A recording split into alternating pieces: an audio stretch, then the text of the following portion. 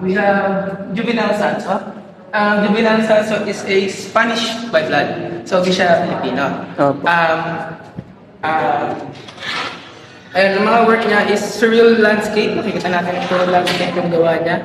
And, ayun, bago siya dumating sa punto ng pag-painting ng mga colorful na artwork niya, meron siyang tinatawag na black phase. During that phase is, na-encounter niya yung pagdating ng mga Hapon.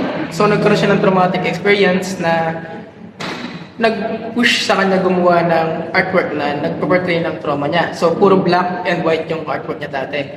Then, yun nga, nag-transition siya into colorful landscape. So, nag-show ng nakasurvive na siya or tapos na siya sa trauma niya. And mapapansin natin sa mga artwork niya is may mga dots. So, once may dot, Yes, and my dad. So, yun ang pinaka-trademark ni Sanso. Halos lahat ng painting niya is meron mga dotted na ganyan, which is represented the moon or the sun.